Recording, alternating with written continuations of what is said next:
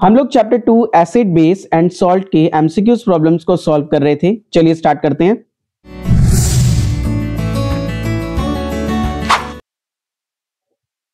Match the chemical substances given in column A with their appropriate application given in column B. चलिए देखिए हम इसमें क्या करेंगे। हमारे पास ना यहाँ जैसे कॉलम ए और बी दो दिए गए हैं, ठीक है। ए के जितने भी मतलब ये चार हमें दिए गए हैं, हमने इनकी एप्लीकेशन के बेसिस पर कि क्या ये एप्लीकेशन शो करते हैं, कॉलम बी से इसको मैच करना। चलिए देखते हैं। सबसे पहले ब्लीचिंग पाउडर, ठीक है। अब ब्लीचिंग पाउडर के लिए बच्चों, ब्लीचिंग पाउडर जो है ना वो डीकलराइजेशन में काम आता है। ये आप लोगों ने पढ़ रखा है, क्योंकि जो ब्लीचिंग पाउडर होता है ना वो कपड़ों को, मतलब कि जो हमारे डर्टी क्लोथ्स होते हैं उनको डीकलराइज करने में काम आता है। सिल्क की ब्लीचिंग में काम आता है, वूल की ब्लीचिंग में काम आता है, अलग अलग इसके काम में, ठीक है। तो डीकलराइजेशन में ये काम आएगा। नेक्स्ट है हमारे पास बेकिंग सोडा, ठीक है। बेकिंग सोडा का तो हमें पता है कि मेन यूज हम लोग जो इसका करते हैं एज एन एंटासिड भी करते हैं, ठीक है। तो एंटासिड हो गया। उसके बाद जो वॉशिंग सोडा होता है बच्चों, ठीक है, ये मेजर सॉप इंडस्ट्रीज में, पेपर इंडस्ट्री में, ग्लास इंडस्ट्री में यूज होता है। तो जो वॉशिंग सोडा हो गया, इसके लिए हम क्या मैच करेंगे, preparation of glass. Next is sodium chloride. Sodium chloride के लिए ना आपने एक प्रोसेस पढ़ा है जिसका नाम होता है क्लोर एल्कली प्रोसेस, ठीक है। इसमें आपने जो है ना ये पढ़ा हुआ है कि NaCl का हम यूज करते हैं हाइड्रोजन और क्लोरीन गैस को बनाने के लिए। तो इसके लिए ऑप्शन हो गया ये वाला, ठीक है। सो ए के साथ थर्ड ऑप्शन हमें दिख रहा है बी और सी में, ठीक है। उसी वहीं पे बी के साथ फोर्थ ऑप्शन वो हमें दिख रहा है सी में। इसका मतलब सी इज द करेक्ट आंसर। बाकी भी मैच करते हैं। सी के लिए फर्स्ट थी चॉइस हमारी और डी के लिए सेकेंड चॉइस थी। तो this is the correct answer. Next question, identify the correct representation of reaction occurring during chlor-alkali process. अब क्लोर-एल्कली प्रोसेस आप लोगों ने पढ़ा है, ठीक है ना। तो क्लोर-एल्कली प्रोसेस में जो बेसिक रिएक्शन होती है वो क्या होती है बच्चों, इसमें ना हमारे पास NaCl होता है। हम लोग क्या करते हैं, NaCl लेते हैं और इस NaCl की जो रिएक्शन होती है हम वो वाटर के साथ कर देते हैं, ठीक है। वाटर लिक्विड स्टेट में रहता है यहाँ पर, और जो NaCl होता है ये बच्चों एक्वस स्टेट में होता है, ठीक है। तो अब इससे क्या बनेगा वो हम लोग लिख लेते हैं, ठीक है। तो इससे हमारे पास बच्चों एक तो बनता है NaOH, सोडियम हाइड्रोक्साइड, साथ में निकलती है हाइड्रोजन गैस और साथ में निकलती है Cl2 गैस। ये भी गैसियस फॉर्म में निकलता है, ये भी गैसियस फॉर्म में निकलता है, और ये हमारे पास होता है एक्वस सॉल्यूशन में। अगर आप इसको बैलेंस करना चाहो तो बैलेंस कर लो। यहाँ पर आप लिख सकते हो 2 मोल ये और 2 मोल ये, ठीक है। तो इससे NaOH के हमें 2 मोल मिलेंगे, 1-1 मोल इन दोनों का मिलेगा, ठीक है। तो अब ये ऑप्शन देख लेते हैं जहां NaCl एक्वस में दिया हो। तो इन तीन ऑप्शंस में दिया हुआ है, और वाटर होना चाहिए हमारा लिक्विड में, वाटर लिक्विड में इन दो ऑप्शंस में है, ठीक है। अब ये देखो क्लोरीन जो गैसेस निकलेंगी ये एक्वस स्टेट में थोड़ी होंगी, तो गैसियस स्टेट में होंगी, है ना। तो इसके लिए जो हमारा ऑप्शन करेक्ट होगा बच्चों, that will be option number D. चलिए next question, question number 30। The following solutions were tested for their pH value by using pH paper. The solutions which would show a pH value less than 7 would be less than 7। देखो बार बार हम ये question discuss कर रहे हैं। pH scale हम लोगों को आता है बनाना, है ना। ये 0 से स्टार्ट होता है और 14 तक जाता है। 7 पे ये क्या रहता है, न्यूट्रल। 7 से नीचे एसिडिक, 7 से ऊपर बेसिक। अब देख लेते हैं, ऑरेंज जूस है, ठीक है। जो ऑरेंज जूस होता है बच्चों हमारा, ये कैसा होता है, एसिडिक होता है ये, ठीक है, ये एसिडिक। सोडियम हाइड्रोक्साइड NaOH ये क्या है, बेस, ठीक है। तो इसका pH 7 से ऊपर जाएगा।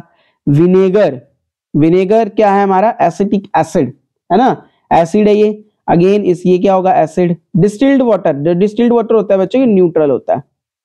और हमें क्वेश्चन में पूछा गया the solutions which would show a pH value of less than 7, less than 7 बतानी है। तो 7 से कम तो वही होगा जो एसिडिक होगा। अब एसिडिक एक सौ इसमें ऑरेंज है फर्स्ट और एक इसमें है थर्ड, तो ये हमें मिल गया ऑप्शन नंबर ए में, ठीक है।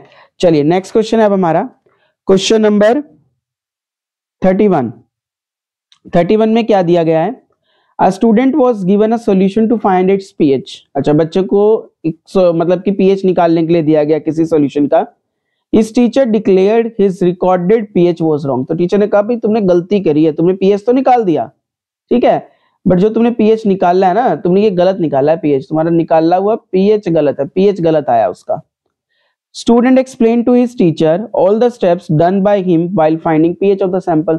तो उसने बताया कि उसने कैसे apparatus लिया, उसको फिर साफ सुथरा किया होगा बेचारे ने, और मैंने ऐसे लगाकर मैंने जो है डिप किया उसमें, और मैंने जो है सॉल्यूशन में डिप करके मैंने pH निकाल लिया.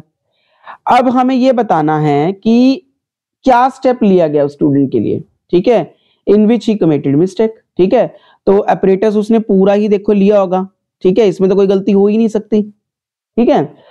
और क्लीनिंग ऑफ द apparatus, चलो उसने पूरा apparatus हम मानते हैं साफ भी किया होगा, ठीक है. अब मिस्टेक कहां की हो सकती है? Making pH paper wet. देखो उसने क्या किया, pH पेपर को पहले ही गीला कर लिया है ना, पहले pH पेपर गीला कर लिया ना उसने, and then dip it into a sample. फिर उसने उसके बाद उसको सैंपल में, सपोज करो कि इसने जो pH पेपर था वो वाटर में डिप कर लिया, टैप वाटर में ही मान लो डिप कर लिया, डिस्टिल्ड वाटर होगा इसके पास, उसमें इसने लगा दिया. अब उसमें लगाने के बाद तो वो क्या हो गया, उसके पास तो न्यूट्रल प्रॉपर्टीज आ गई, ठीक है. और अब अगर ये इसको एसिड या बेस में डालेगा तो कोई फर्क थोड़ी पड़ेगा, ठीक है.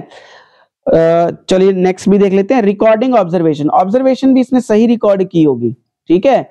इसने कहां पर गलती की? इस पॉइंट में, ठीक है, इसमें, यहां इसने गलती किया, तो C will be the correct answer for this question, ठीक है. यहां मतलब इसने गलती की है, क्लियर है बच्चों, यहां पर गलती की है इसने. नेक्स्ट क्वेश्चन है हमारा. The graph below depicts a neutralization reaction. Acid plus alkali gives salt plus water. The pH of the solution changes as we add excess of acid to an alkali. Alkali होता है base, कि ये कह रहा है कि जैसे जैसे हम लोग क्या करते गए ना, alkali में एसिड ऐड करते गए, वैसे वैसे उसका pH बदलता चला गया. pH बदले गई, हम एसिड ऐड कर रहे हैं alkali में, तो क्या होगा, एसिडिक नेचर ज्यादा होगा, और उसका pH क्या होता रहेगा, कंटिन्यूसली घटता रहेगा, क्योंकि हम एसिड ऐड कर रहे हैं.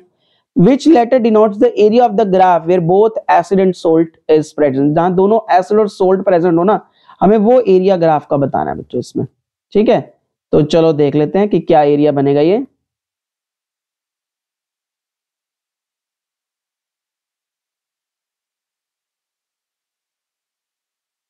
ठीक है, चलो अब ये देखो 14 की बात हो रही है, pH दे रखा है इसमें 0 से लेकर 14 तक.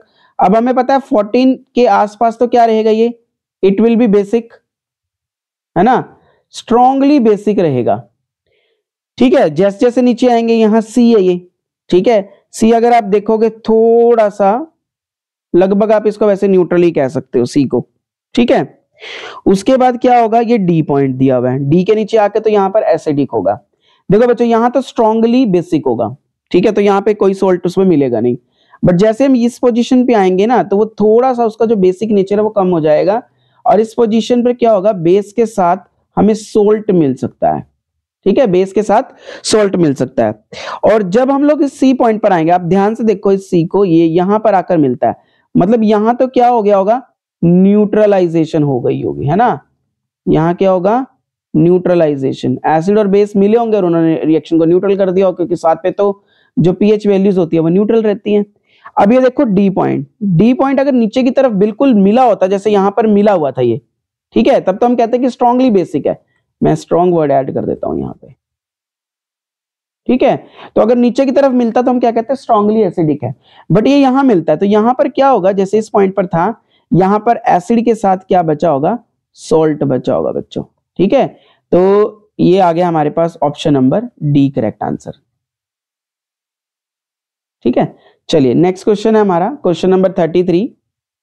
The table given below shows the reaction of a few elements with acids and bases to evolve hydrogen gas. ठीक है, अब यहाँ पर टेबल एक दिया हुआ है जहां पर हमें रिएक्शन दी हुई है, ठीक है, कुछ एलिमेंट्स की एसिड और बेस के साथ कि वो हाइड्रोजन गैस को लिबरेट करते हैं. अब एलिमेंट ए है देखो, ठीक है, तो इसमें ये दिया गया कि ना तो ये एसिड के साथ रिएक्ट कर रहा है, ना ये बेस के साथ रिएक्ट कर रहा है. अब जो बी है हमारा, वो एसिड और बेस दोनों के साथ रिएक्ट कर रहा है ना. तो अगर ये दोनों के साथ रिएक्ट करेगा तो इसका मतलब हाइड्रोजन यहां से लिबरेट होगी. उसके बाद देखो सी एसिड के साथ कर रहा है बट बेस के साथ नहीं कर रहा है ना. और जो डी वाला है हमारा वो भी दोनों के साथ रिएक्ट कर रहा है। अब हमें ये बताना है कि which of these elements form amphoteric oxide. ठीक है, तो बच्चों एम्फोटेरिक ऑक्साइड्स वो बनाते हैं जो एसिड और बेस दोनों के साथ रिएक्ट करता है ना बच्चों, वो क्या करता है, एम्फोटेरिक ऑक्साइड बनाता है। चाहे तो अकेला एलिमेंट हो उसमें, या चाहे उस एलिमेंट की मतलब मेटल हो नॉन मेटल हो उनकी ऑक्साइड्स हो। ठीक है, दोनों ही आती है इसमें। तो इसमें अगर आप देखोगे तो देखो बी ने भी एसिड बेस के साथ रिएक्ट किया और डी भी दोनों के साथ रिएक्ट कर रहा है, तो इसका जो सही आंसर होना चाहिए वो बी और डी होना चाहिए, and that is in the option number B. चलिए नेक्स्ट क्वेश्चन। अब यहां पर देखो क्या दिया गया, in which year is concentration of hydrogen ions highest. Hydrogen ions की हमें कंसंट्रेशन बतानी है, हाईएस्ट कब होगी। अब इधर भी पीएच वैल्यू दी गई है, ये इधर रेन पीएच दिया गया है ना, और ये देखो बीच में ना ये पूरे की पूरे हमें लाइंस के साथ ये एक हल्की सी जो लाइन दी गई है ब्लैक कलर की, बच्चों ये दिखाती है हमें पीएच वैल्यू। ठीक है, ये पीएच वैल्यू हमें दिखा रही है। अब हमें पता है पीएच क्या होता है, पीएच क्या होता है, negative log of hydrogen ion concentration. इसको आप ऐसे भी लिख सकते हो, अगर आप इसका नेगेटिव खत्म करना चाहते हो 1/, इसको लिख लो log H प्लस। अब ये क्योंकि एक दूसरे के इनवर्स हैं। अब हमें क्या बताना है, हाईएस्ट कंसंट्रेशन बतानी है हाइड्रोजन आयंस की। देखो अगर इनकी कंसंट्रेशन ज्यादा रहनी चाहिए, ठीक है, वो कब रहेगी, क्योंकि इनवर्स है। अगर हम कहते हैं कि H प्लस की कंसंट्रेशन ज्यादा होनी चाहिए तो पीएच वैल्यू क्या रहनी चाहिए, कम, है ना, पीएच वैल्यू क्या होनी चाहिए, कम। अब ये आपको देखो कहां दिखती है इस ग्राफ में, जो ब्लैक कलर की लाइन आ रही है ये हमें दिखती है यहां पर, है ना, इस पॉइंट पर अगर हम ऐसे करके इसको मिलाएं, समझ आ रही है आपको। तो ये जो हाइड्रोजन आयन हो यहां पर क्योंकि पीएच सबसे कम है, ठीक है, तो हाइड्रोजन आयन कंसंट्रेशन सबसे ज्यादा होगी 2002 में। तो इसका आंसर कितना हो गया बच्चों, ऑप्शन नंबर ए हो गया। चलिए नेक्स्ट क्वेश्चन है हमारा क्वेश्चन नंबर 35। अब इसमें हमें क्या दिया गया है, we observe that the stain of curry on a white shirt becomes reddish brown when soap is rubbed on it. ठीक है, अब ये देखते हैं कि एक उसकी ना व्हाइट शर्ट पे कड़ी का दाग लग गया, ठीक है, और उसने देखा कि जैसे उसको साबुन से साफ किया तो वो रेडिश ब्राउन हो गया, उसकी शर्ट ही रेडिश ब्राउन हो गई। ठीक है, but it turns yellow again when the shirt is washed with plenty of water. But जब हमने उसको खूब पानी के साथ धोया अच्छे से तो वो येलो पड़ गई। ठीक है, तो what might be the reason for his observation. अब ऐसा हुआ क्यों होगा, चलो मैं आपको थोड़ा सा बताता हूं। देखो जो बच्चों हमारे पास ना सोप होती है, सोप जो होती है ना बच्चों, बेसिकली ना ये मिक्सचर होती है, किस किस का मिक्सचर होती है ये, एक तो इसमें होता है वीक एसिड जिसको हम बोलते हैं फैटी एसिड, और एक इसमें बच्चों होता है स्ट्रॉन्ग बेस। ठीक है ना, अभी आपने पता है, आपको पता ही अच्छी तरह से, है ना, जो दोनों में से एसिड और बेस देखो मिले, जो दोनों में से स्ट्रॉन्ग होगा उसी का सोल्ट बनेगा। अब स्ट्रॉन्ग क्या है यहाँ पर, बेस, है ना, ये बेस स्ट्रॉन्ग है, तो अगर यहाँ पर ये बेस स्ट्रॉन्ग है ना बच्चों, तो बनने वाला जो सोप होगा, मतलब जो वो होगा हमारा सोप, ठीक है, सॉल्ट, वो कैसा रहेगा बताओ, सोप कैसा रहेगा यहां से, इट विल बी बेसिक। तो सोप होती है बेसिक इन नेचर, ये पता लग गया हमें। अब इसमें हमें ये क्या कह रहा है कि हाँ, it again turns yellow when the shirt is washed with plenty of water, what might be the reason. अब देखो सबसे पहले लिखा हुआ है सोप इज एसिडिक, नहीं ये तो हमने अभी पढ़ा है, ठीक है, सोप तो बेसिक होती है, तो ये हमारा गलत है ऑप्शन इसमें। Soap is basic in nature, soap basic होता है, बिल्कुल बेसिक होता है, सही है ये। Turmeric is a natural indicator, ठीक है, which gives reddish tinge in bases. हाँ ये हमने पढ़ रखा है, क्योंकि हमने पढ़ा था ना कि टर्मरिक जो होता है वो एक नेचुरल इंडिकेटर होता है, एसिड्स के ऊपर तो इसका कोई असर नहीं होता, ठीक है, बट बेस के साथ रेड कलर भी बोल देते हैं, रेडिश भी बोल देते हैं, या मोस्ट ऑफन हम लोग रेडिश ब्राउन कलर बोल देते हैं। ठीक है, तो ये भी बिल्कुल सही हो गया, बिल्कुल देगा बेस के साथ ये, ठीक है, reddish tinge. Turmeric is a natural indicator which gives reddish tinge in acids. नहीं, एसिड्स के ऊपर तो टर्मरिक का फर्क पड़ता ही नहीं है, ठीक है बच्चों। तो इसका जो करेक्ट आंसर है वो ऑप्शन सेकंड एंड थर्ड। तो सेकंड एंड थर्ड मुझे देखने को मिल रहे हैं, option number B will be the correct answer. चलिए question number 36, which of the following options in the given table are correct. ठीक है, अब ये नेचुरल सोर्स है इनका और इनमें ये एसिड प्रेजेंट जो होगा वो हमें वो बताना है। ठीक है, अब इसने दिया ऑरेंज में ऑक्सैलिक एसिड होता है, नहीं बच्चों ऑरेंज में ऑक्सैलिक नहीं होता है, ठीक है, ऑरेंज के अंदर प्रेजेंट होती है सिट्रिक एसिड की, ये हमने पहले भी डिस्कस किया पिछली वीडियोस में, ठीक है, ऑरेंज में जो है सिट्रिक एसिड होता है बच्चों। ठीक है, तो ये इसका ऑप्शन गलत हो गया। ठीक है, या फिर हम इसमें बोलते हैं एस्कॉर्बिक एसिड। ठीक है, एस्कॉर्बिक एसिड, विटामिन सी। ठीक है बच्चों, नेक्स्ट है सोर मिल्क। हाँ, सोर मिल्क में लैक्टिक एसिड होता है, इसको आप याद रखोगे। ठीक है, लैक्टिक एसिड होता है इसमें। नेक्स्ट है एंट स्टिंग, ये भी हमने पढ़ा हुआ है, मिथेनोइक एसिड या फिर फॉर्मिक एसिड भी बोलते हैं इसका दूसरा नाम, है ना, तो ये भी सही है।